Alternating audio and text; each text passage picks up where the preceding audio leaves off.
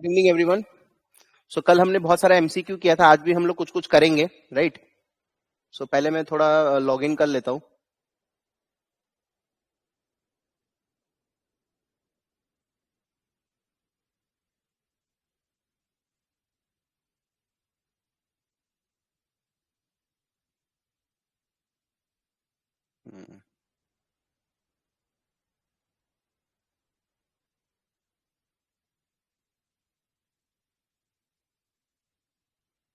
Can you see the screen? Yes, sir. Yes, sir.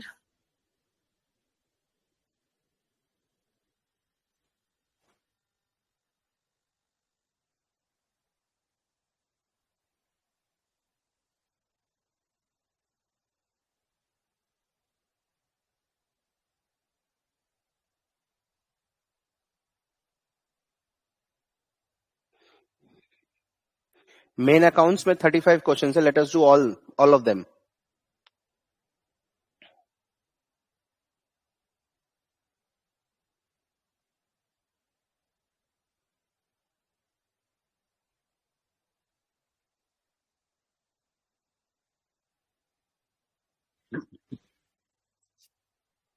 आइए,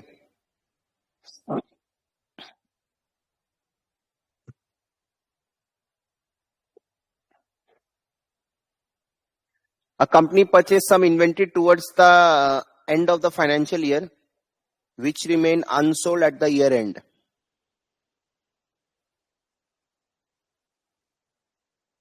Which of the following statement describes the manner in which this will be reflected in the financial statement?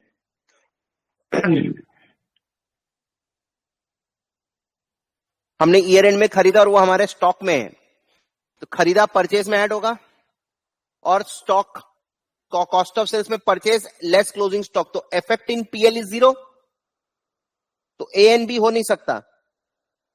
अगर मैं ये खरीदता और ये बिक जाता तो ये कॉस्ट ऑफ सेल्स में आता, राइट? ध्यान दीजिएगा थोड़ा।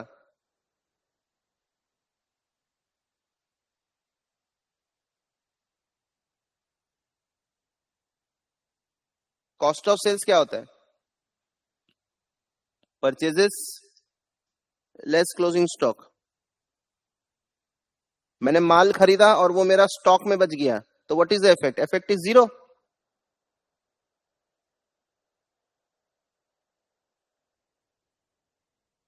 सो इसका मतलब ऑप्शन ए और बी तो हो नहीं सकता, राइट? तो no effect in profit and loss account. लेकिन क्योंकि मैंने ईयर एंड में खरीदा तो वो कैश फ्लो स्टेटमेंट में कैश आउटफ्लो बोल के दिखाएंगे।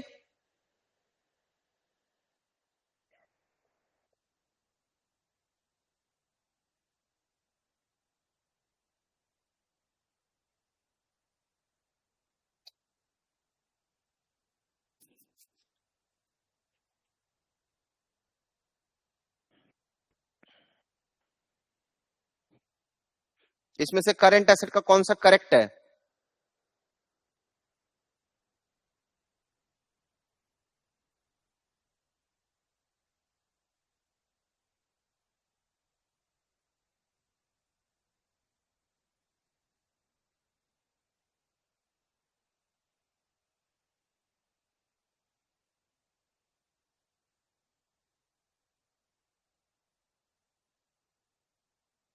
देखो, ए भी गलत नहीं है। Current asset will be realise within 1 year.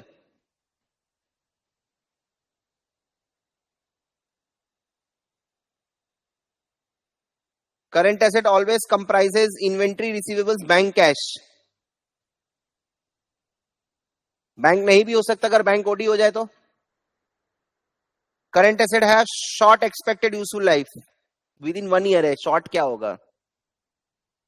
Current asset comprise cash and items that will be converted into cash in the normal course of business. Now you need to understand what is within 1 year and what is normal course of business. Answer will be C. ये समझना बहुत जरूरी है।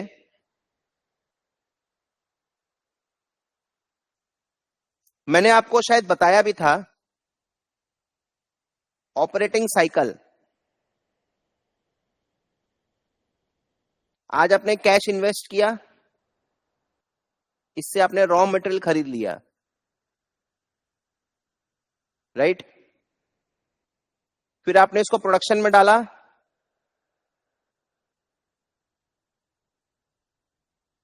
आपका finish goods complete हो गया, right.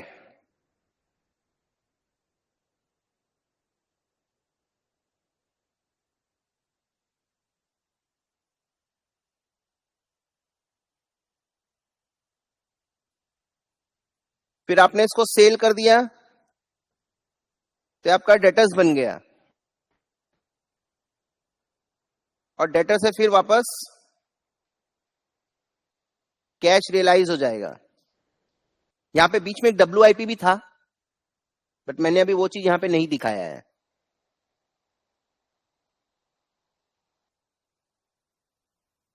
अगर आपको पूरा देखना है तो आप इसको इस तरीके से कर सकते हैं।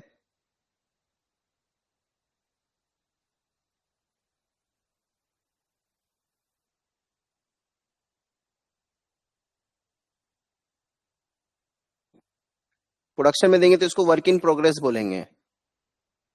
फिर जब कंप्लीटेड हो जाएगा तो ये बन जाएगा फिनिश गुड्स। जब ये बिक जाएगा तो बन जाएगा डेटर्स, और फिर cash realised.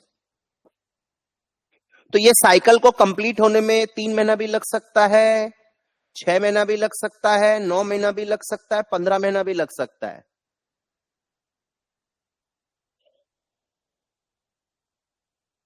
So this is normal course of business. ये सब नॉर्मल कोर्स ऑफ बिजनेस है। मतलब current asset will be converted into cash with in 1 cycle. ऐसा item that will be converted into cash within 1 cycle duration. 1 cycle duration matlab suppose it is 15 months. So you can never say that current assets are those items which are converted into cash within 12 months. It can be 15 months because my normal course of business is 15 months. Are you getting my point? मैं क्या समझा रहा हूं आपको? तो current asset का जब आप डेफिनेशन देखेंगे ना, जैसे इंडियन कंपनीज एक्ट में करंट एसेट का डेफिनेशन दिया हुआ है, तो उसमें दोनों बातें लिखी हुई हैं। Items that are convertible within 1 year from balance sheet date or within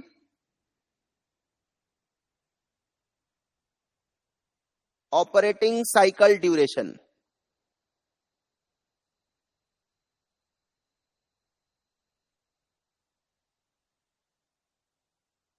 तो ये जो MCQ है ना, कि इसमें से करेक्ट कौन सा है, विद इन 1 year नहीं होगा, नॉर्मल कोर्स ऑफ बिजनेस अपन बोलेंगे।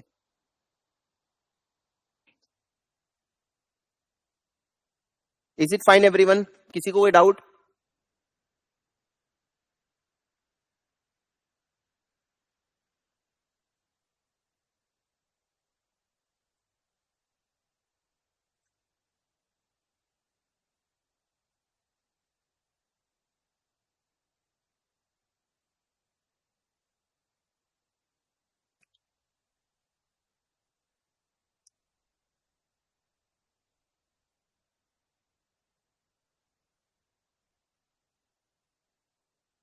नंबर 3,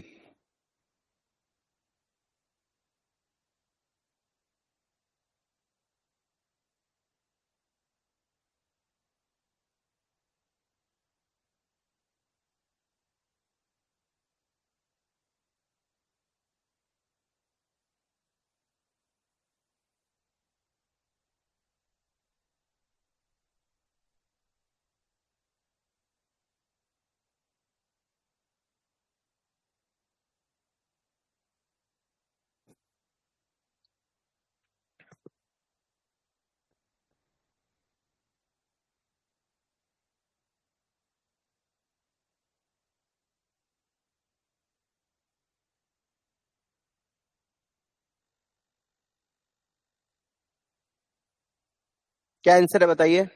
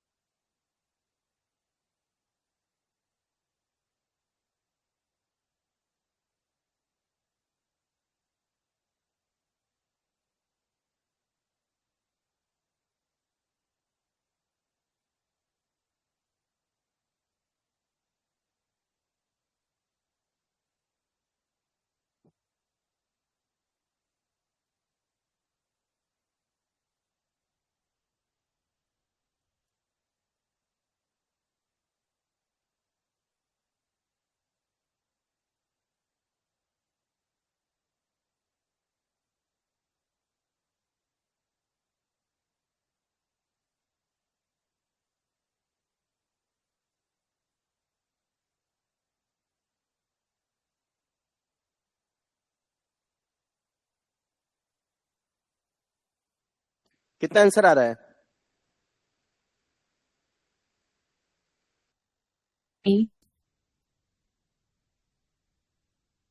बी आंसर है। बहुत सिंपल है। इक्विटी का क्या डेफिनेशन है? अगर मैं ड्यूअल एस्पेक्ट कॉन्सेप्ट बताऊं तो एसेट्स माइनस लाइबिलिटीज, है ना? 1 लाख का एक एसेट है, 7,000 का एक है, 5,000 का एक है, सॉरी 8,000 का, तो 1,15,000 हो गया।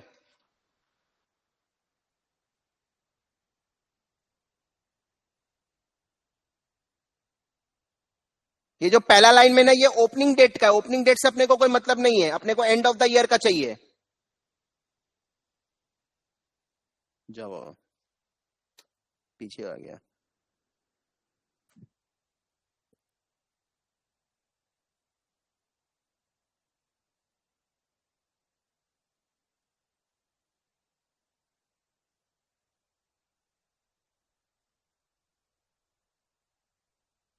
अपने को एंड ऑफ द ईयर का चाहिए। शुरुआत में मैंने 40,000 का अपना लाइफ सेविंग्स को बिजनेस में डाला और 20,000 बैंक से बोरो किया है, तो शुरुआत का इक्विटी 40,000 है, बट शुरुआत का इक्विटी नहीं पूछा।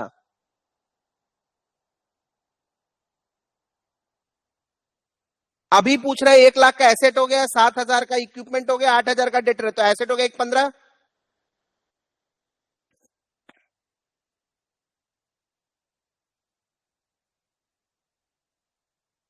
82,000 का एक लाइबिलिटी है, 500 का एक लाइबिलिटी है।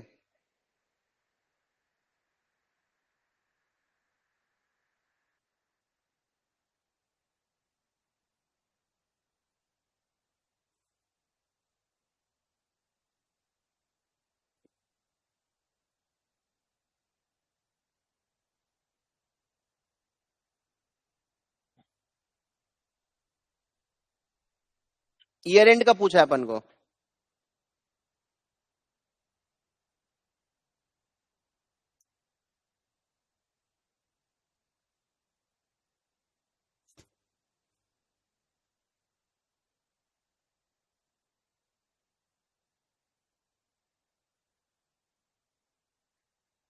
पहला वाला पीएल है, दूसरा वाला बैलेंस शीट है, तीसरा वाला आंसर होगा, और चौथा वाला कैश फ्लो स्टेटमेंट है। जिस क्वेश्चन में टाइम ज्यादा नहीं लग रहा ना, जबरदस्ती ये मत सोचने कि हमसे इतना जल्दी हो कैसे गया। अक्सर ना हमारे साथ भी, मैं जब एमसीक्यू का एग्जाम देता था ना, तो मेरे को भी ऐसा ही लगता था। राइट, मेरे को भी ऐसा ही लगता था कि मेरे से इतना जल्दी हो कैसे गया।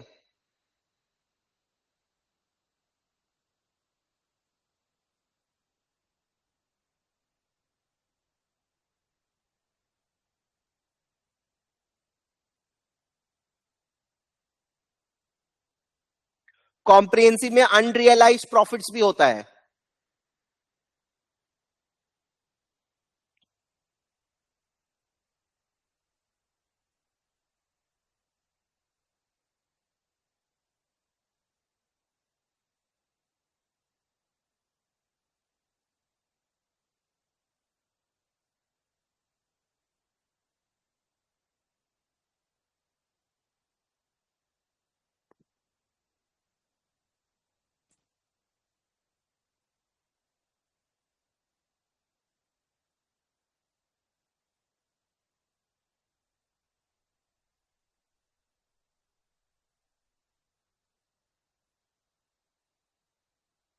कैश कलेक्टेड फ्रॉम डेटर पूछा है।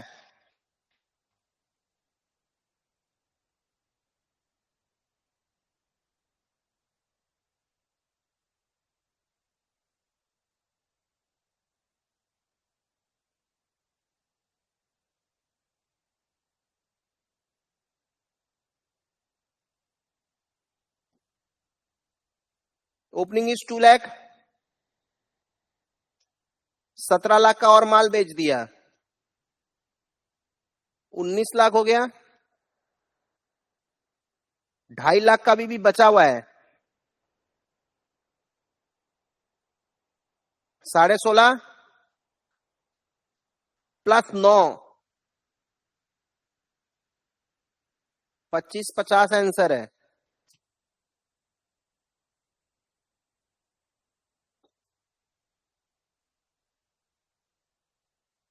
नहीं, डेटर नहीं बोला, कैश कलेक्शन फ्रॉम डेटर मतलब उधारी वाला कलेक्शन। कस्टमर तो दोनों ही कस्टमर है ना, जिसको मैं कैश में बेचा वो भी मेरा कस्टमर है, जिसको क्रेडिट में बेचा वो भी कस्टमर है। Try to understand. अगर आपको पूछता कैश कलेक्टेड फ्रॉम डेटर तो आपका ए आंसर होता, लेकिन यहां पे आपको पूछ रहा है cash collected from customer, so this is fully collected and इसमें से 16,50,000 is collected, so total collected is 25,50,000। देखो, cash sales, collection from debtor दोनों मिला के कैश कलेक्टेड फ्रॉम कस्टमर। अगर कलेक्शन फ्रॉम डेटर पूछा होता तो ये आंसर होता।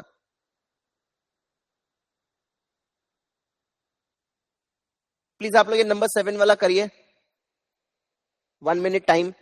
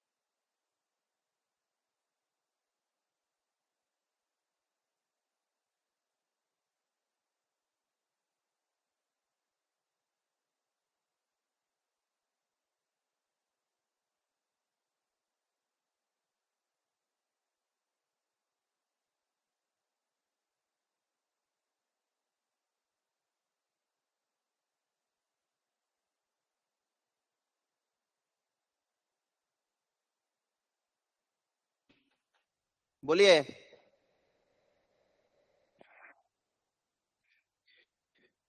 ओपनिंग इक्विटी क्या है? 7 लाख का एसेट, 2,40,000 का लाइबिलिटी।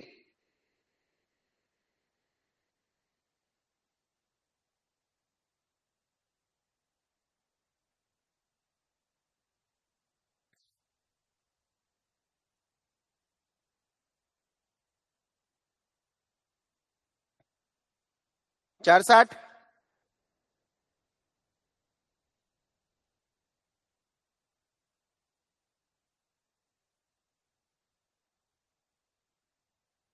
क्लोजिंग इक्विटी 9,10,000 का एसेट, 2,60,000 का लाइबिलिटी।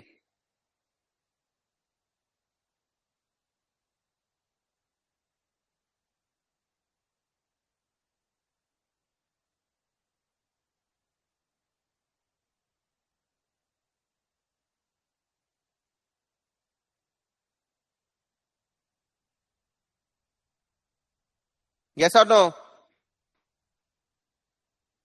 तो इन दोनों का डिफरेंस जो है, इधर it is further capital introduction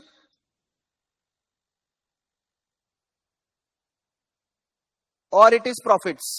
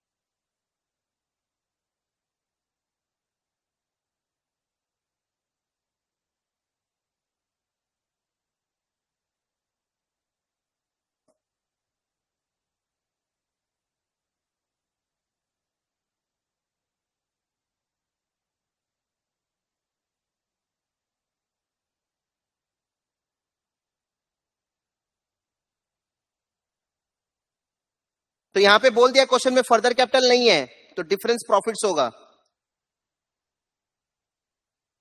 तो प्रॉफिट्स होगा 190 का। अच्छा, इसके ऊपर वाला में देखना, ये इसका क्लोजिंग इक्विटी है। अच्छा, ओपनिंग इक्विटी सीधा बोल दिया था 40 है, क्योंकि मैंने लाइफ सेविंग्स को तोड़ के बिजनेस में डाला है।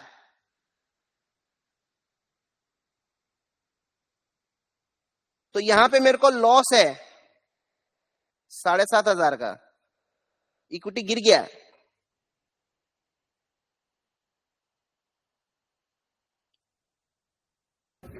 हाँ बोलो एक्सक्यूज मी बेटा। सर। सर उसमें हमने बैंक लोन भी तो नहीं तो लिया था मेरे बात समझो, 20,000 मेरे का। बात समझो। यहां पे या तो तुमको खाली इक्विटी मालूम होना चाहिए या एसेट लायबिलिटी दोनों मालूम होना चाहिए। तो ओपनिंग डेट में अगर मैं ओपनिंग डेट का बैलेंस शीट बनाऊं, ध्यान देना, इक्विटी 40 तो कैश 40, बैंक लोन 20 तो कैश 60। अगर मैं ऐसे जाऊंगा तो इसको एसेट अप्रोच बोलूंगा, दिस इज एसेट अप्रोच। और या तो मैं लाइबिलिटी अप्रोच से कर सकता हूं। तो ओपनिंग इक्विटी मैंने लाइबिलिटी अप्रोच से निकाला है। अगर एसेट अप्रोच से किया होता तो 60 एसेट 20 का लोन तो आता तो 40 ही ना। इसमें दो अप्रोच होता है, आपने रेशियो एनालिसिस में देखा होगा, asset minus external liability, liability भी नहीं, एक्सटर्नल लाइबिलिटी।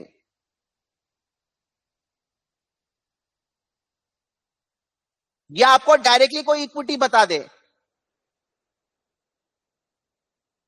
तो ओपनिंग में बोल ही दिया ना कि मैंने इतना सेविंग्स बिजनेस में डाला है, तो वही मेरा ओपनिंग इक्विटी हो गया। और क्लोजिंग इक्विटी हमने एसेट माइनस लाइबिलिटी करके निकाल लिया। तो यहां पे इक्विटी गिरा है, मतलब नुकसान हुआ है मेरे को। इस क्वेश्चन में इक्विटी बढ़ा है, मेरे को प्रॉफिट हुआ है।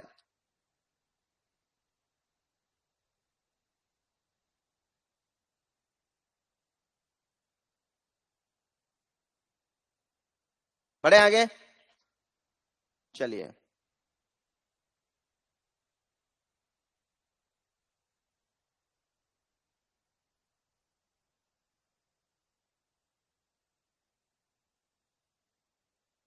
अपने ऑपरेटिंग प्रॉफिट के साथ डेप्रिसिएशन ऐड बैक करते क्यों? क्योंकि डेप्रिसिएशन के कारण, मैंने आपको ये चैप्टर 19-20 में भी बताया था कैपिटल प्रोजेक्ट अप्रेजल में, कि डेप्रिसिएशन को अपन ऐड बैक करेंगे बिकॉज वो हमारा कैश आउटफ्लो नहीं, बट उसके कारण प्रॉफिट इंपैक्ट होता है क्योंकि टैक्स इफेक्ट होता है।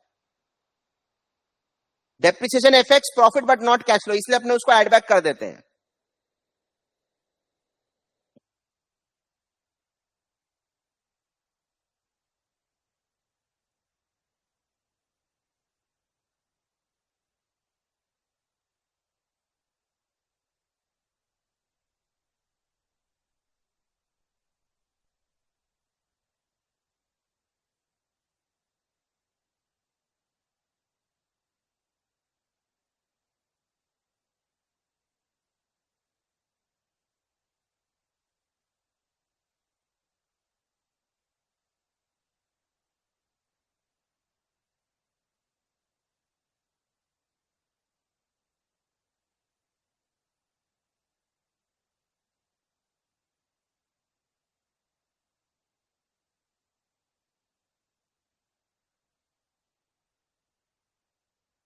देखो इक्विटी कब अराइज होता है? जब आप प्रॉफिट्स को रिटेन करेंगे, क्योंकि आपने प्रॉफिट कमाया और डिविडेंड दे दिया तो बराबर हो जाएगा ना। तो ऑप्शन 4 तो होना ही चाहिए। तो 4 लास्ट वाला में है। मैं ज्यादा दिमाग नहीं लगाता दोस्त। अब देखो 1 to 4, sale of shares equity बढ़ेगा, नॉन करेंट एसेट को रिवैल्यू करेंगे, other reserve, comprehensive income, equity बढ़ेगा। मार्केट प्राइस बढ़ने से इक्विटी में कोई, इक्विटी को अपने रिवैल्यू नहीं करते, एसेट रिवैल्यू करोगे तो अदर रिजर्व्स में इक्विटी बढ़ जाएगा।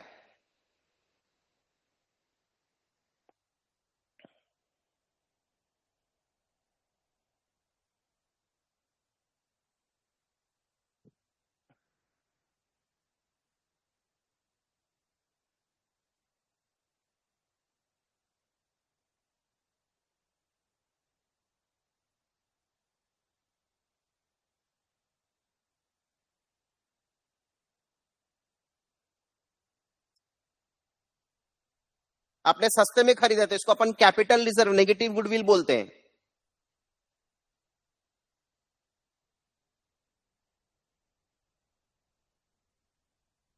Goodwill is what?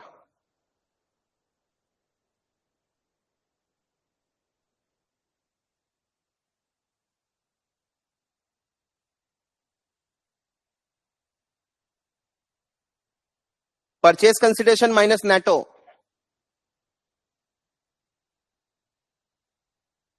100 million, 120 million, minus 20 million,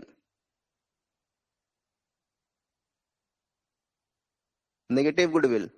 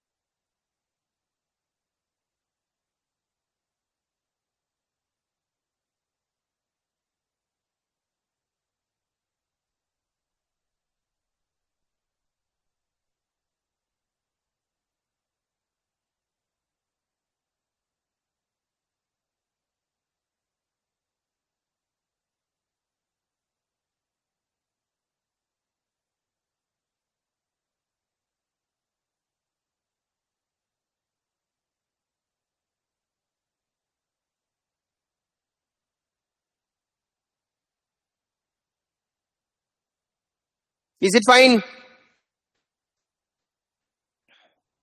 Yes, sir. अगर मैंने कोई भी चीज का पैसा ज्यादा दिया, इसका मतलब मैंने उसका फ्यूचर प्रॉफिट्स खरीदा है, बट यहां पे मैंने सस्ते में सौदा किया है।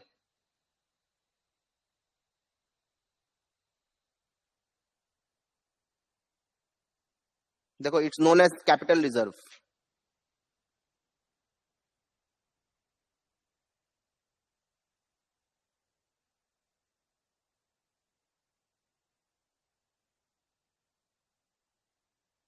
ग्रॉस और नेट में डिफरेंस डेप्रिसिएशन का होता है।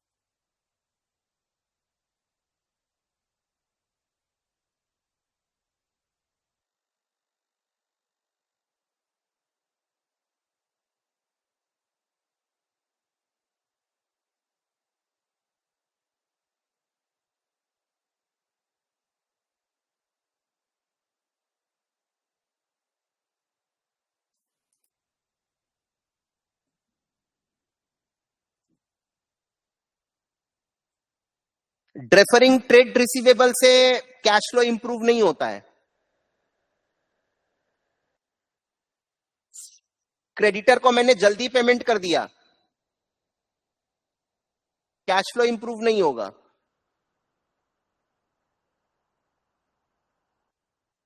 Disposing of an asset, asset को बेचेंगे तो पैसा आएगा ना।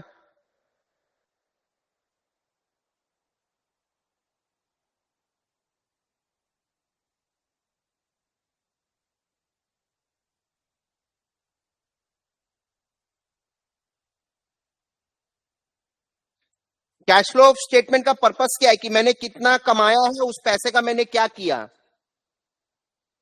बैलेंस वगैरह तो कैश अकाउंट से ही निकल जाएगा। आज अपन जो लोग अकाउंटिंग किया है बचपन में, उन लोग को मालूम है कैश बुक बनता है एक।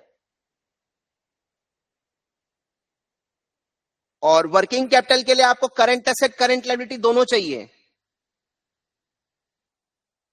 और ability to pay its liability के लिए आपको करंट रेशियो निकालना पड़ेगा, liquidity analysis. So option A is cash book, option B and C is ratio analysis. Cash कितना जनरेट हुआ and how much cash has been utilised.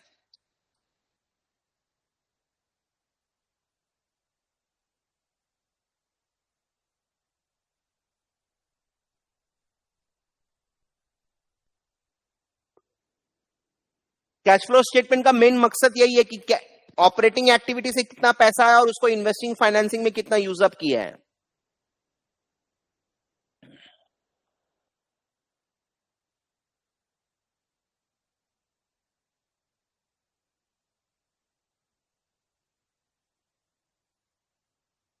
अभी मैंने बताया purchase minus NATO is goodwill. Riddhi, जय भाई, तुम लोग तो कोई रिप्लाई ही नहीं कर रहा है, खाली मिताली जैस्मिन मिताली जैस्मिन।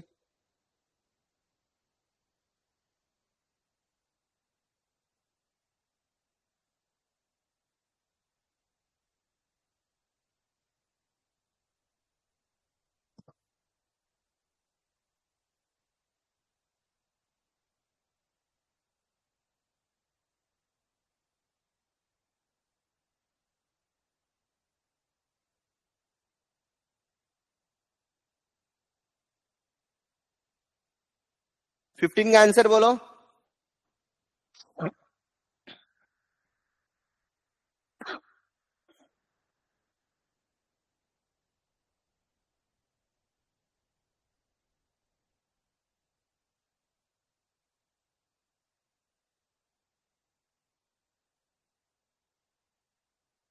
सारा कंपनी के लिए कैश फ्लो मैंडेटरी नहीं है, कैश फ्लो मैंडेटरी है, but 1% company, section 8 company, small companies, इन लोग के लिए कैश फ्लो मैंडेटरी नहीं है। P L, balance sheet, director report सबके लिए मैंडेटरी है, बट कैश फ्लो स्टेटमेंट खाली बड़ी बड़ी कंपनीज के लिए एप्लीकेबल है। ऑल वर्ड लिखा है यहां पे।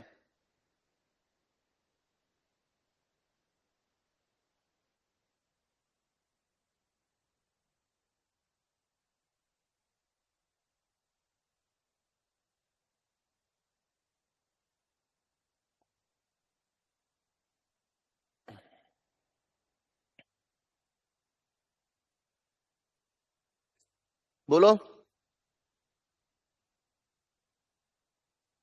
भैया, पेटेंट है, ब्रेक थ्रू हो गया, रिसर्च, एम्प्लॉइज, मॉनिटरी वैल्यू कैसे निकालेंगे? Human assets, human assets are the main assets of any organization. So it is because of money measurement, brand value, patenting, human assets, इन सबको अपन बुक्स ऑफ अकाउंट्स में record नहीं कर पाएंगे.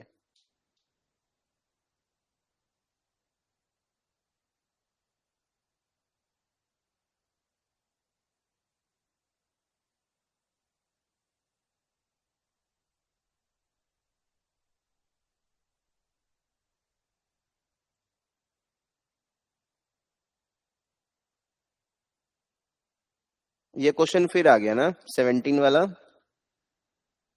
इसको delete करवा देंगे. 17 has come again. 5339.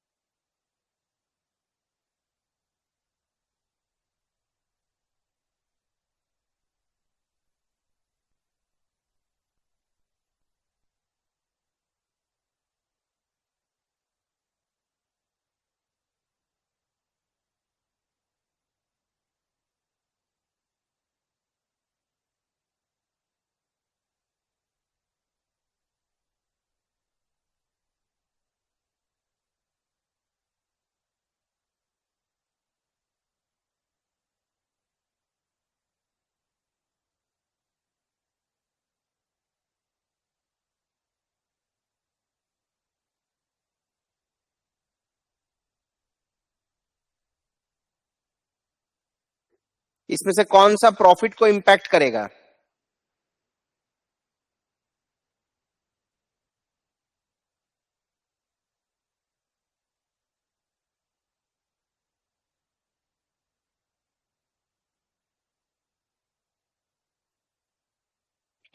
Purchase of new machinery in the last month of the financial year was not recorded at. ये तो बैलेंस शीट इफेक्ट करेगा ना. Cash paid to one of the suppliers recorded as being paid to buy a depreciable asset. तो हो सकता है depreciable asset का depreciation आए तो उसे profit effect हो जाएगा. लोन टेकन से बैलेंस शीट इफेक्ट करता है. Amount collected from one of the customer to whom goods were sold on credit being recorded as that. मतलब 4 तो है ही है.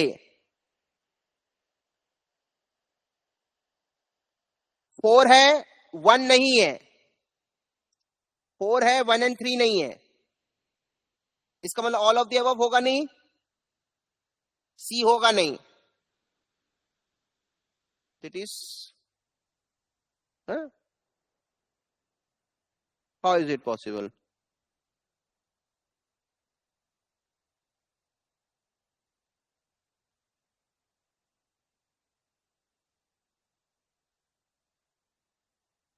Has an impact on profitability.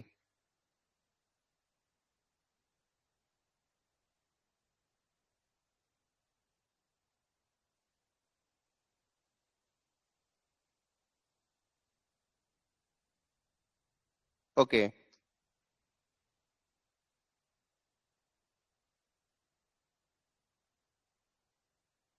Oh my God.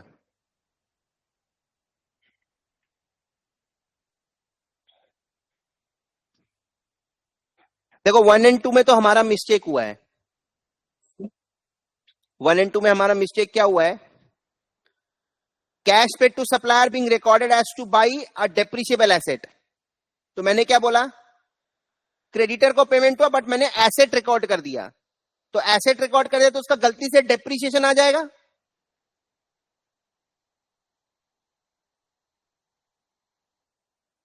Yes और no? तो machinery भी तो है,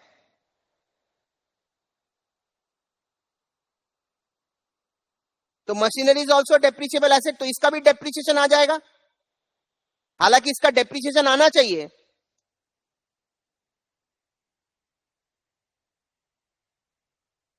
इसका नहीं आना चाहिए लेकिन आ गया है, राइट?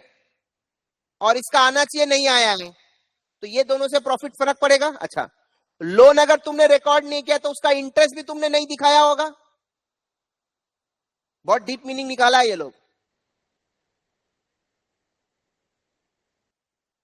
मतलब अगर हमसे ये चीज गलती हुआ है 2 और 4, तो बाकी लोग मतलब 99% गलती करेगा ही करेगा।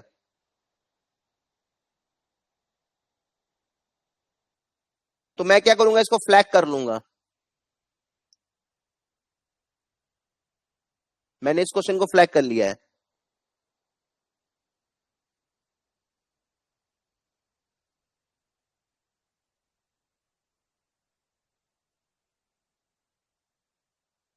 सर लेकिन अगर रिकॉर्ड भी नहीं हुआ है तो भी हम अज्यूम करके वैसे आप करेंगे। चीज को समझो, they're asking the effect of impact on profit. Record नहीं हुआ तो डेप्रिसिएशन आता ना, अगर रिकॉर्ड होता तो यस सर। प्रॉफिट कम होता ना। तो अभी आपका प्रॉफिट ज्यादा रिपोर्ट किया हुआ तो इफेक्ट तो कर ही रहा है ना। इंटरेस्ट आता ना, प्रॉफिट कम होता ना। मतलब अभी आपने duty 1 and 3 you have shown more profit,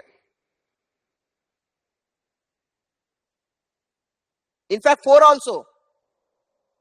पैसा मिला कस्टमर से लेकिन आपने वापस उसको सेल दिखा दिया।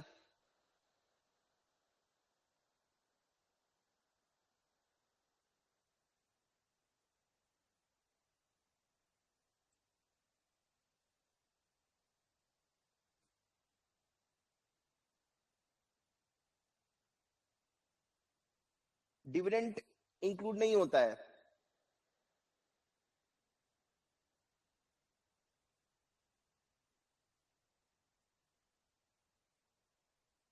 रिटेन अर्निंग्स, रिटेन अर्निंग मतलब क्या? डिविडेंड ऑलरेडी लेस हो चुका है।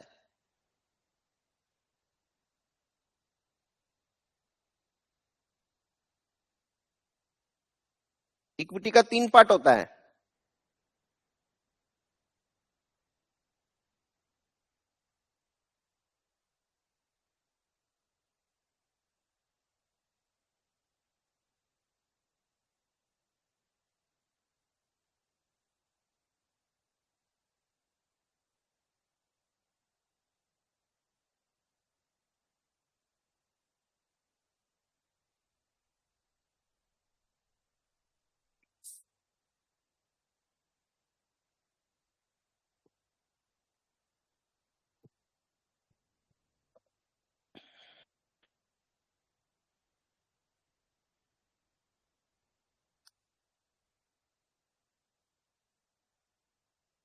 पर्सनल गाड़ी नहीं आएगा, सेपरेट एंटिटी। पहला वाला होगा इन्वेस्टिंग एक्टिविटी माइनस, दूसरा वाला होगा फाइनेंसिंग एक्टिविटी प्लस, सी वाला, ए वाला होगा इन्वेस्टिंग एक्टिविटी में आउटफ्लो, सी होगा फाइनेंसिंग एक्टिविटी इनफ्लो, और डी होगा फाइनेंसिंग एक्टिविटी आउटफ्लो।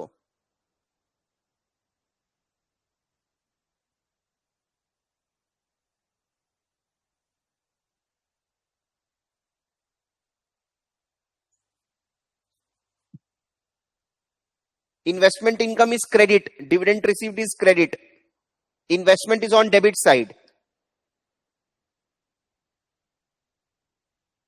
तो 2 नहीं होगा। क्रेडिट परचेज, तो creditor is on the credit side, depreciation reserve,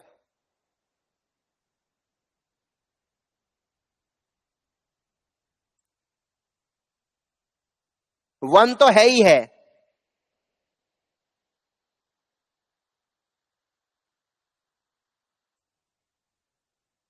credit purchase में तो क्रेडिटर आएगा ना, परचेज बढ़ेगा, क्रेडिटर बढ़ेगा। It's a transaction, it's not an item, to be very precise. Credit purchase, देखो बाकी सब में ना एक इफेक्ट दिया है, लेकिन क्रेडिट परचेज में दो चीज आ गया, परचेज भी आ गया, क्रेडिटर भी आ गया।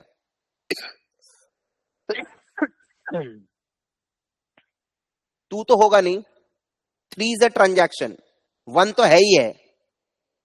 Depreciation reserve again it's a credit balance, let us go for C. Yes it's correct.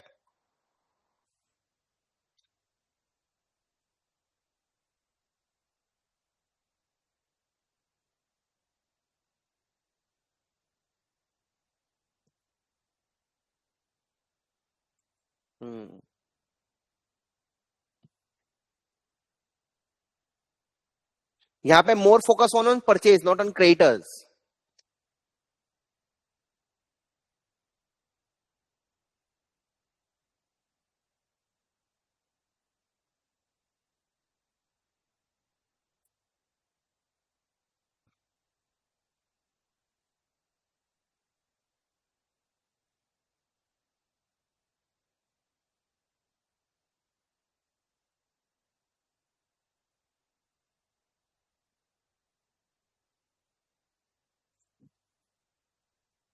Accumulated depreciation नहीं आता, डेप्रिसिएशन आता है। Advance tax balance sheet, deferred tax balance sheet, खाली एडवर्टाइजिंग एक्सपेंस पीएल में आएगा। तो पूछा इसमें से कौन कौन सा नहीं आएगा, 1 2 3 नहीं आएगा पीएल में।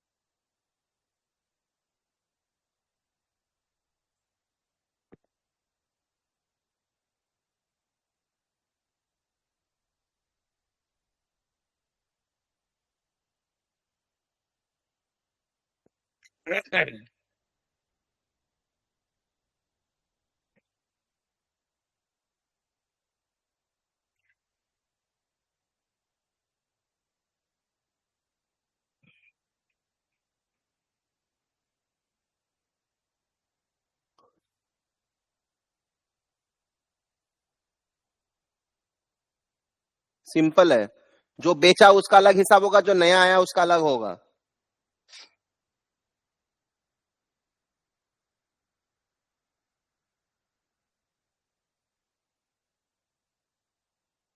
देखो परचेज सेल को इंडिपेंडेंट माना जाएगा।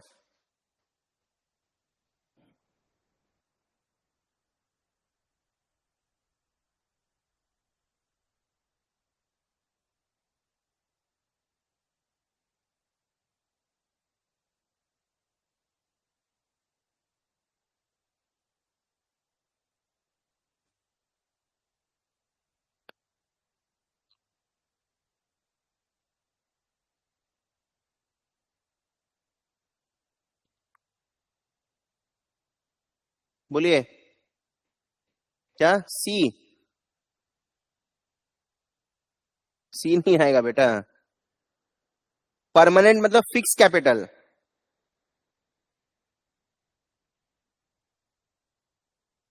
तो it is capital stock plus securities premium, return earning नहीं आएगा उसमें।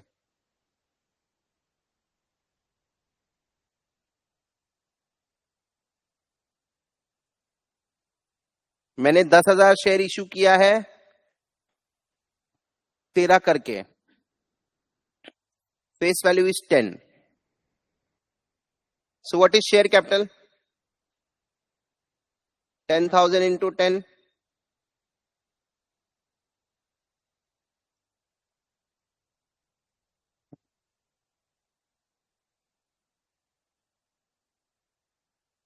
How much is share premium?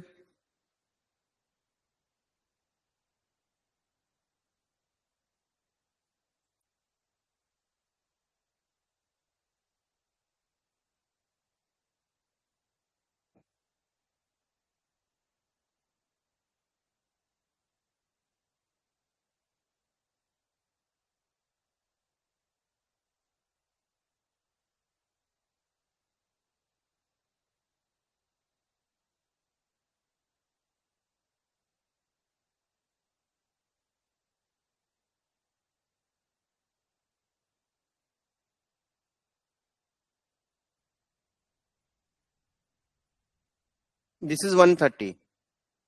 अभी हम जो कमाएंगे दैट इज रिटेन अर्निंग्स 50,000 जो भी, तो ये मेरा टोटल स्टॉक होल्डर्स इक्विटी आ गया।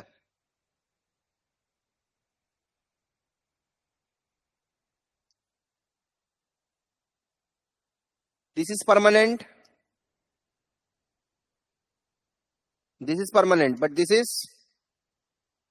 temporary as it can be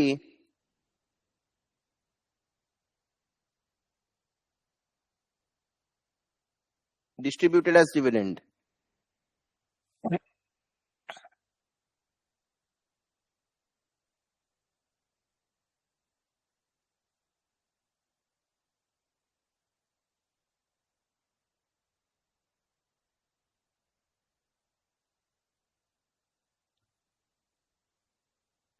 तो स्टॉक होल्डर से रिटर्न अर्निंग माइनस कर देंगे तो ये दोनों बच जाएगा।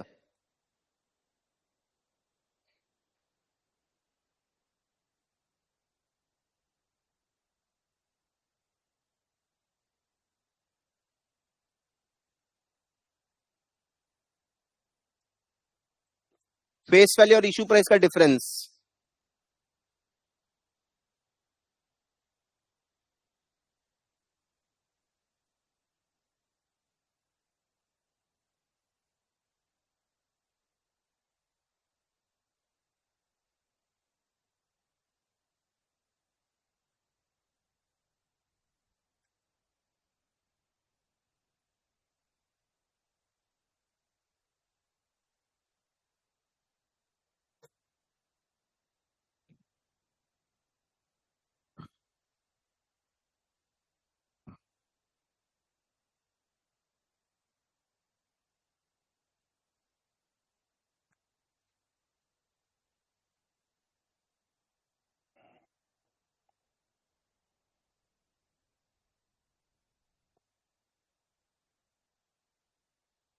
Opening stock has inverse relationship with profit.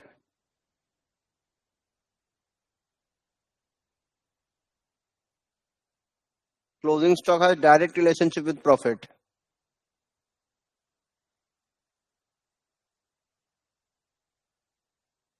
Gross profit is 6.5 million।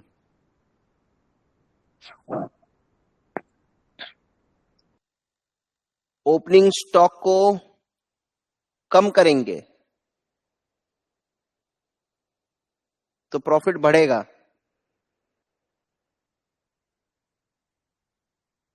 और क्लोजिंग स्टॉक बढ़ाएंगे तो प्रॉफिट बढ़ेगा।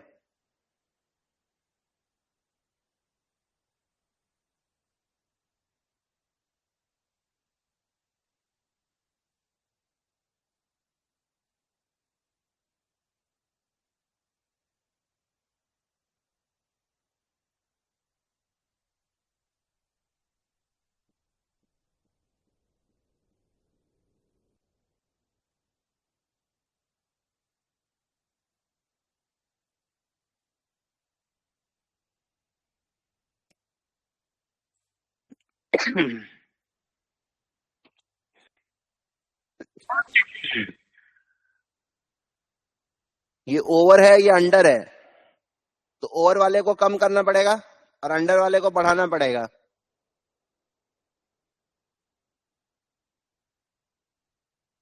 तो दोनों ही प्लस हो रहा है।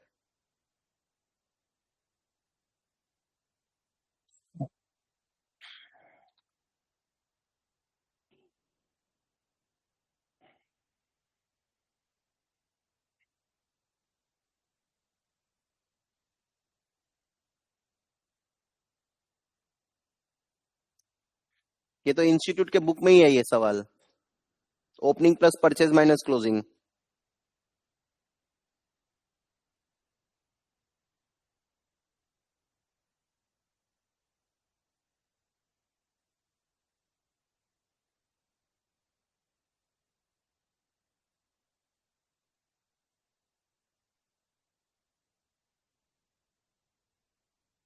In the normal course of business,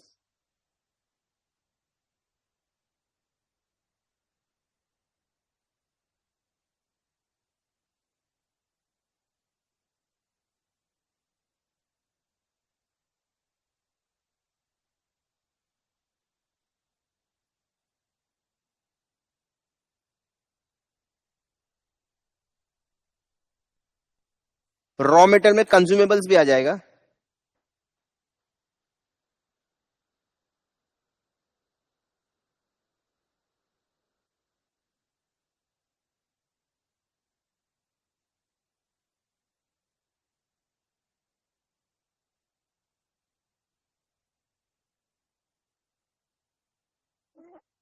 तीन कंपोनेंट होता है इसमें,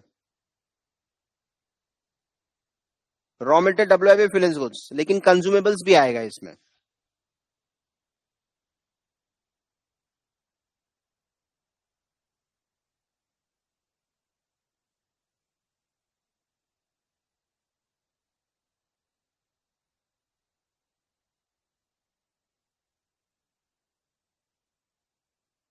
कंज्यूमेबल्स हो गया छोटा मोटा आइटम। बेसिकली अपन इसको कॉस्टिंग के लैंग्वेज में इनडायरेक्ट मटेरियल भी बोलते हैं।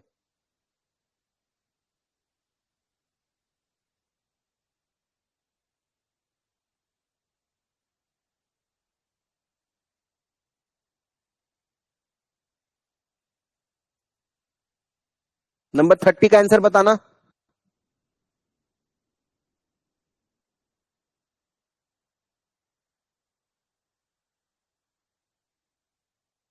एसेट्स, क्योंकि टेंजिबल इंटेंजिबल दोनों आएगा इसमें।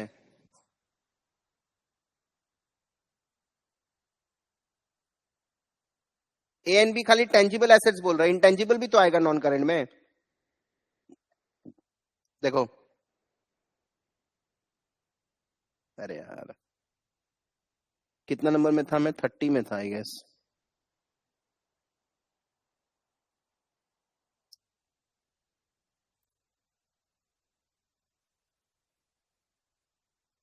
हम्म,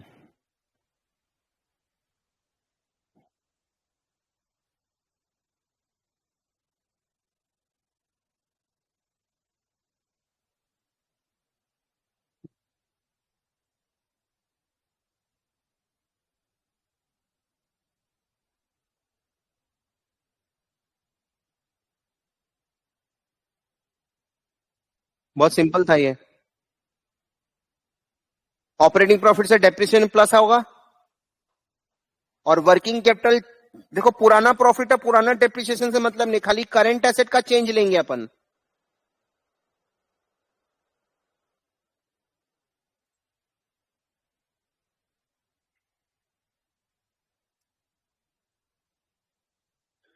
cash flow from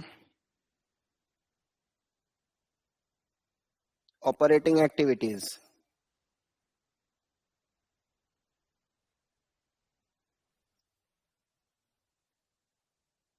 operating profit आ गया, डेप्रिसिएशन प्लस करेंगे,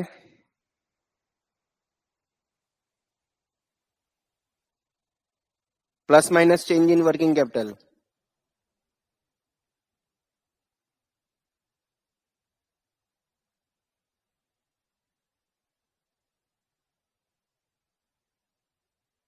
तो 4,000 से 8,000 हो गया,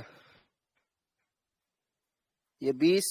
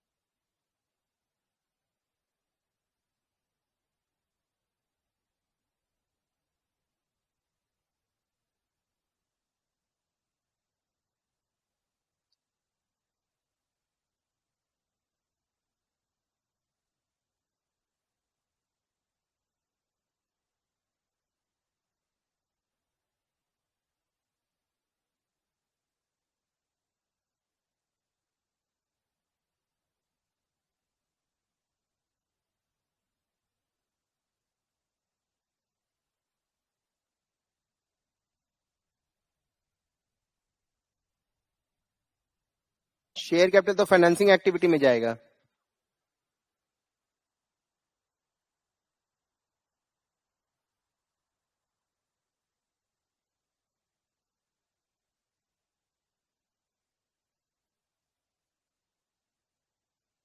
ये करंट एसेट है, ट्रेड रिसीवेबल।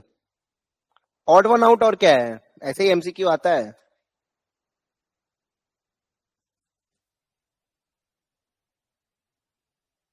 पीएल से कैश जनरेटेड नहीं मालूम चलता, फॉल्स है ये।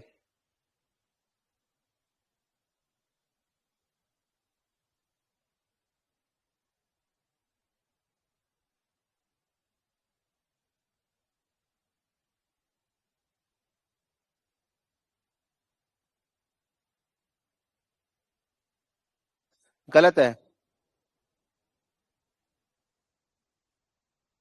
पोस्ट टैक्स प्रॉफिट ज्यादा से चेंज होगा, मतलब आफ्टर टैक्स। गलत है ये, तो ए गलत है, सी गलत है, डी भी गलत है। 20, अरे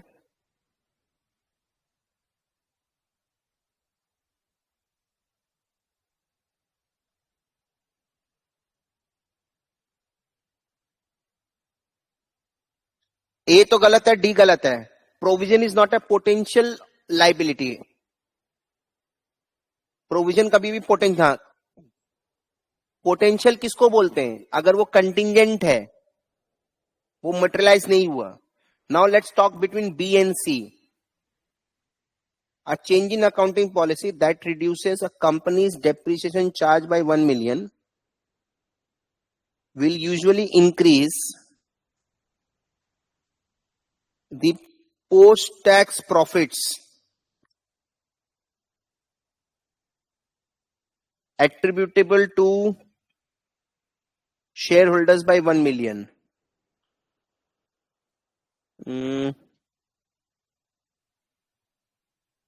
बेसिकली यहां पे लोग टैक्स का इफेक्ट को कंसिडर नहीं किया है।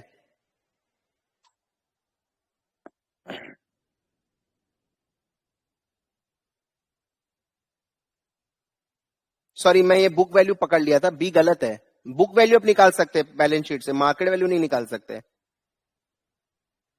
फ्रॉम बैलेंस शीट अगर आपके पास शेयर कैपिटल है, अदर रिजर्व्स है, रिटर्न अर्निंग है, सो this is book value of equity divided by number of shares.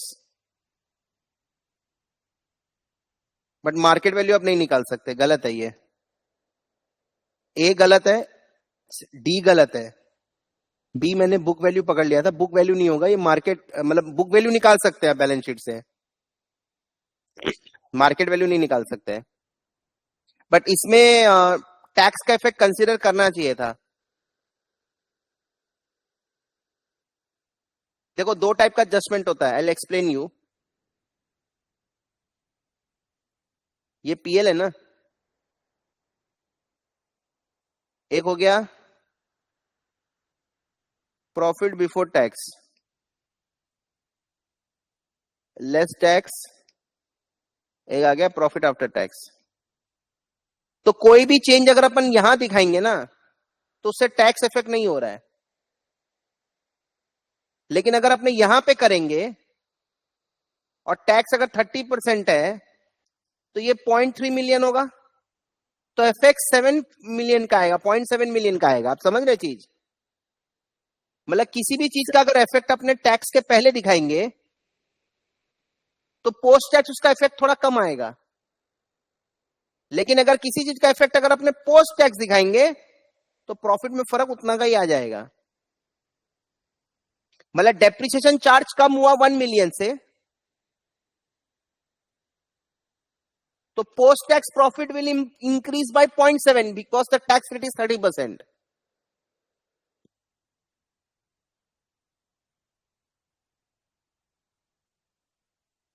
Sir ये वाला एक बार फिर से एक्सप्लेन कर दीजिए। देखो, एक होता है अबव द लाइन एडजस्टमेंट, एक होता है बिलो द लाइन एडजस्टमेंट। चीज को समझना, अबव द लाइन जितना भी एडजस्टमेंट होगा, बोला डेप्रिसिएशन एक्सपेंस 1 मिलियन से कम होगा तो प्रॉफिट बढ़ेगा। Yes sir. तो प्रॉफिट थोड़ी 1 मिलियन से बढ़ेगा, प्रॉफिट तो 0.7 मिलियन से बढ़ रहा है, क्योंकि अगर प्रॉफिट बढ़ेगा तो ज्यादा टैक्स भी तो देना पड़ेगा। Yes sir. लेकिन यही एडजस्टमेंट अगर मैं बिलो द लाइन करूं, आफ्टर पेइंग टैक्स, तो मैंने प्रॉफिट को बढ़ाया 1 मिलियन से, तो इक्विटी भी तो 1 मिलियन से बढ़ेगा ना। क्योंकि यहां तो टैक्स ऑलरेडी मैंने देने के बाद मैंने एडजस्ट किया है। Yes sir. तो ये लोग भी वही कह रहे हैं, a change in accounting policy that reduces a companies depreciation charge by 1 million will usually increase post tax profit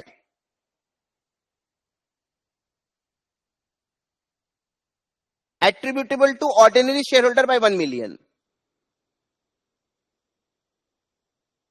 ठीक है,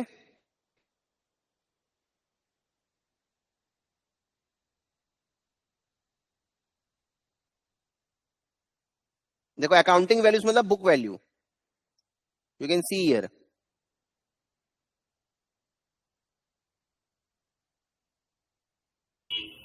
सर अगर इसमें ये प्री टैक्स गिवन होता तब वो गलत हो जाता।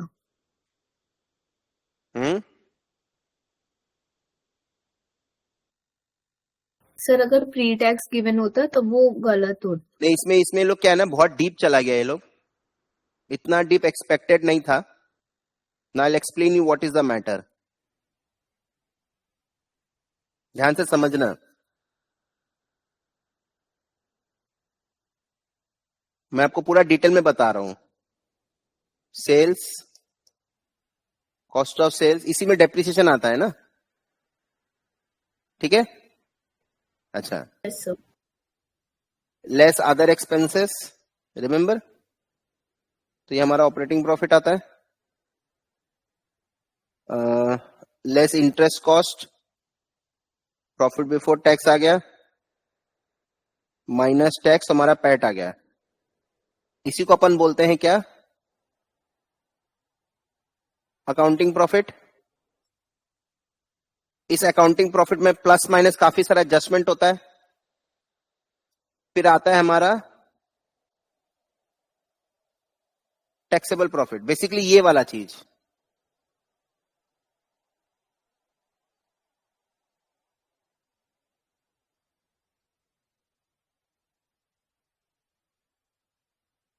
राइट, और ये टैक्सेबल प्रॉफिट्स अपने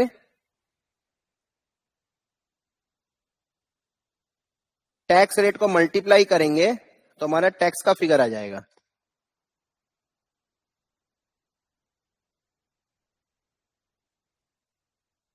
अब चीज को समझना,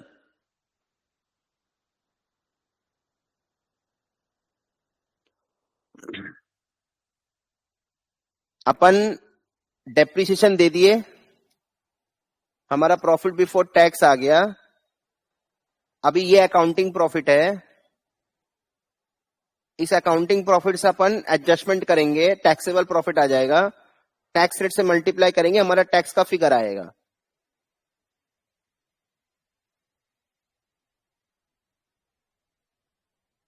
नाउ डेप्रिसिएशन में अपन क्या करते हैं, what we do in depreciation, ये वाला डेप्रिसिएशन अपन ऐड कर देते हैं, राइट। और इनकम टैक्स रूल्स वाला अपन लेस करते, राइट। Yes sir. इसका calculation is in a different way, it's done differently, right. तो इनका कहने का मतलब है कि आप डेप्रिसिएशन यहां अंडर चार्ज करो चाहे आप ओवर चार्ज करो, जितना भी आपने चार्ज किया है वो आप यहां एडजस्ट कर दे रहे हो, तो नलिफाई हो गया इफेक्ट। आप डेप्रिसिएशन ज्यादा दो कम दो फर्क नहीं पड़ता, जो भी आपने दिया है वो इफेक्ट यहां पे जीरो हो गया, इफेक्ट इज जीरो।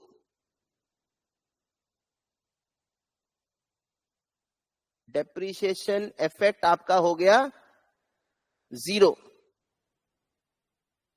अब depreciation calculation as per income tax is being done differently, तो उसको फर्क ही नहीं पड़ता, इस कैलकुलेशन को फर्क नहीं पड़ता कि आपने अंडर चार्ज किया है कि ओवर चार्ज किया है।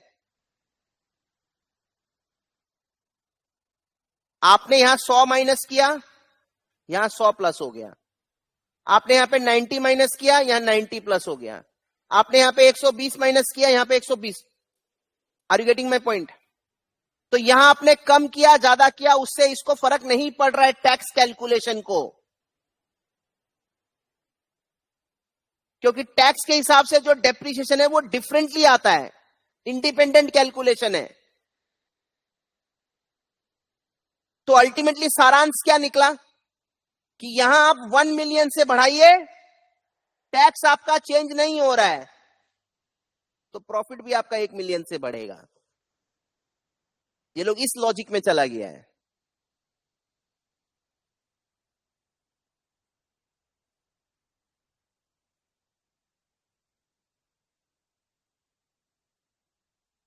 यहां आपने जितना भी दिया हो उसको आप एड बैक करेंगे, फिर आप डेप्रीशिएशन इनकम टैक्स रूल्स के हिसाब से डिफरेंटली निकालेंगे, उसको अंडर चार्ज ओवर चार्ज से लेना देना नहीं है। मतलब यहां पे 100 दिया तो 100 नलीफाई कर दिया ना, एफएक्स 0 हो गया, और ये अलग से निकालते हो आप डेप्रीशिएशन। मतलब अभी आप डेप्रीशिएशन को ऊपर नीचे करो, आपका ये कैलकुलेशन में कोई चेंज नहीं आएगा, मतलब टैक्स फिगर में कोई चेंज नहीं आएगा, क्योंकि डेप्रीशिएशन टैक्स पर्पस के लिए डिफरेंट निकलता है। तो इसीलिए बोल रहा है प्री टैक्स आप जो भी एडजस्टमेंट करोगे पोस्ट टैक्स उतना ही इफेक्ट दिखेगा इसका। आप डेप्रीशिएशन कम करना चाहते हो, प्रॉफिट बढ़ा दो, तो आपका पोस्ट टैक्स प्रॉफिट भी उतना ही सही बढ़ेगा। They have this logic. Is it fine? Am I able to explain you? Sir तो हम जो इंक्रीज किए वो जो 1 मिलियन वाला, तो वो तो फिर नलीफाई हो गया ना। कैसे नलीफाई हो गया? मतलब वहां पे अगर डेप्रिसिएशन ये अकाउंट, कहानी हो चुका है, उसके बाद आप 1 मिलियन से प्रॉफिट को बढ़ा रहे हैं। ओके, ये सब होने के बाद आप डेप्रिसिएशन को 1 मिलियन से चेंज कर रहे हो, तो आपका टैक्स तो चेंज नहीं होगा ना, मैं वो समझा रहा हूं आपको। यस सर, यस आपका प्रॉफिट 1 मिलियन से चेंज हो गया। Yes sir, got, are getting my point? Yes sir.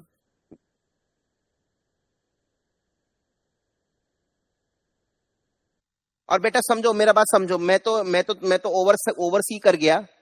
A B और डी गलत है तो ऑब्वियसली सी आंसर होगा, पर अच्छा है, चलो अपने सी भी समझ गया।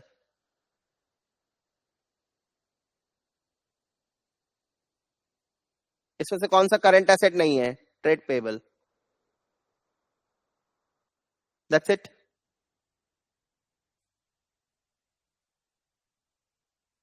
ठीक है,